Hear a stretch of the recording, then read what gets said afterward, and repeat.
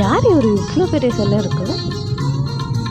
அட பிரியாணினா இதுதான். அடி போலி செம்ம taste. Welcome back to my channel.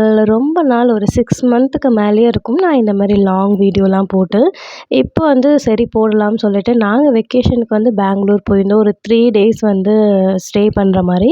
அங்க வந்து என் ஹஸ்பண்டோட அத்தை இருக்கனால, சரி போலாம் அப்படின்னு சொல்லிட்டு தான் போயிருந்தோம். அப்போ வந்து அங்க போயிட்டு ஒரு 3 டேஸ்ல நாங்க எங்கெங்கலாம் போனோம்னு சொல்லிட்டு தான் ஒரு விளாகா போடலாம்னு சொல்லிட்டு போட்டிருந்தேன்.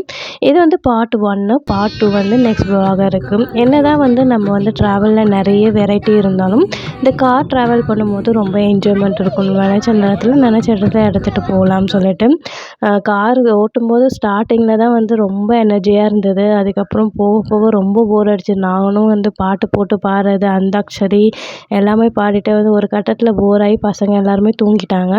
அதுக்கப்புறம் டிரைவிங்கில வந்து ரிலாக்சேஷன் கொடுக்குறது வந்து இந்த டீ டைம் தான். அந்த ஸ்நாக்ஸு, டீ குடிக்கும்போது ஒரு பெரிய ரிலாக்சேஷன் கிடைக்கும். அப்படி போன இடம் தான் இந்த டார்லிங் பேக்கரி. ஏன்டா போணும்னு ஆயிடுச்சு. மேக்ஸிமம் வந்து இந்த ஹைவேஸ்லலாம் வந்து ஏன் இந்த மாரி விற்கிறாங்கன்னு தெரியல. நாங்க பிராண்டட் சொல்லிட்டு தான் வந்து போயிருந்தோம். ஆனா டீயும் நல்லா இல்ல. அந்த ஸ்நாக்ஸ்லாம் பார்த்தோன்னா ரொம்ப ஆயிலியா இருந்தது. அதனால கொஞ்சம் ஸ்நாக்ஸ் மட்டும் சாப்பிட்டுட்டு அங்கேருந்து கிளம்பிட்டோம். ஒரு 7:30 போல இருக்கும். அங்க பார்த்தீங்கன்னா, சித்தூர கிராஸ் பண்ணி போகும்போது ஒரு பிரியாணி சாப்பிடணும்னு ஆசை. நான் வேலூர் சைடு நாங்க போகல. நான் வேலூர்ல தான் பிரியாணி சாப்பிடணும்னு அப்போ சரி சித்தூர பிளான் பண்ணிட்டு, அங்க நெட்ல சர்ச் பண்ணிக்கும்போது தான் இந்த பொட்லம் பிரியாணி வந்து ரொம்ப ஃபேமஸா இருக்கு சொல்லிட்டு தெரிஞ்சு, சரி கண்டிப்பா அங்கேயே போகணும்னு சொல்லிட்டு, சித்தூர்லேருந்து ஒரு 3 கிலோமீட்டர் உள்ள போனீங்கன்னா வந்து இந்த பொட்லம் பிரியாணி இருக்கு.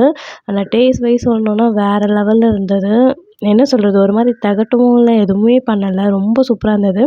பசங்களுமே நல்லா என்ஜாய் பண்ணி சாப்பிட்டாங்க. அது கூட வந்து இந்த சிக்கன் 65ன்னு சொல்லிட்டு ஒண்ணு குடுத்தாங்க. அதுவும் சூப்பரா இருந்தது.